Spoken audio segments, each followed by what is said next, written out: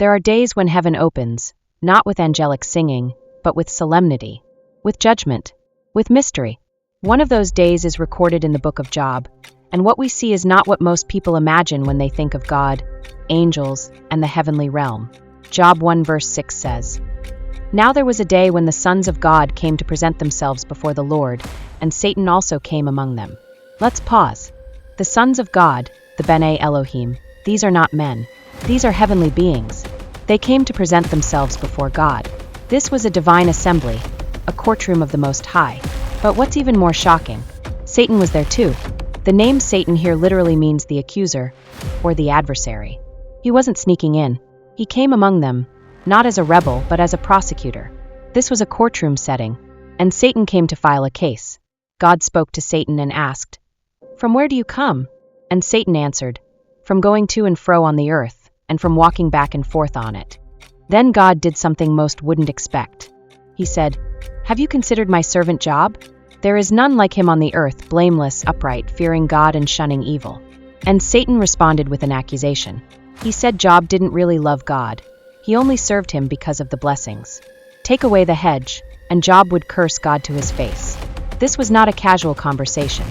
It was a legal challenge, a spiritual trial. Satan accused Job before the throne of heaven, and God, as the righteous judge, allowed the test.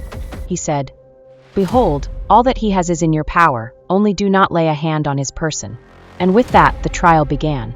Now think about this. Job had no idea what was happening in heaven. He only saw disaster on earth.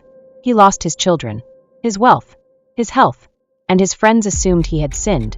But behind the scenes, in the divine courtroom, he was being vindicated. Heaven was watching to prove a man could love God for who he is, not just for what he gives. This wasn't the only time Satan stood in the divine assembly. In Zechariah chapter 3, we find another courtroom moment. The high priest Joshua is standing before the angel of the Lord, and Satan is there, accusing him. But the Lord rebukes Satan. "The Lord rebuke you, O Satan! The Lord who has chosen Jerusalem rebuke you. Is this not a brand plucked from the fire?" Joshua was filthy, guilty, dressed in soiled garments. But God commanded new garments, a clean turban, and restored righteousness. Why? Because heaven's courtroom is not just a place of accusation. It's a place of mercy, redemption, and justice. Satan's strategy is accusation.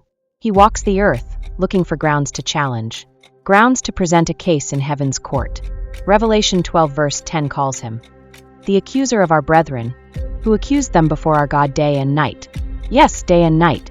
But it also says, they overcame him by the blood of the Lamb and the word of their testimony. This tells us something powerful. Heaven has legal proceedings. There are rules, protocols, accusation, defenses, and verdicts. And in these proceedings, blood speaks. Hebrews 12 verse 24 says that the blood of Jesus speaks better things than the blood of Abel. Blood has a voice, a witness. It testifies in the court of heaven. This is why when you plead the blood of Jesus, you are not just saying spiritual words. You are presenting a legal defense. You are silencing accusations with divine evidence. Many believers suffer because they are unaware of the courtroom of heaven. They are being accused, but they offer no defense. They don't stand in prayer. They don't apply the blood. They don't testify with their words. But Job's story reminds us that God sees the righteous. He allows trials, not to destroy, but to reveal the purity of our faith. And Satan, he may accuse, but he doesn't have the final say. Now here's something deeper. Jesus himself experienced this courtroom setting. In Luke 22 verse 31 he says, "Simon, Simon, Satan has asked to sift you like wheat. But I have prayed for you, that your faith may not fail." Did you catch that? Satan asked, meaning he made a request in the divine court. But Jesus, our great intercessor, stood as Peter's defense. And he still stands today. Hebrews 7 verse 25 says, "He always lives to make intercession for us." So whenever Satan accuses, Jesus intercedes. This is the courtroom of heaven. Sons of God assemble. Accusations are made. Evidence is reviewed. Verdicts are given. But above it all, God reigns in justice. And his mercy can overturn any case, when the blood speaks and when faith remains firm.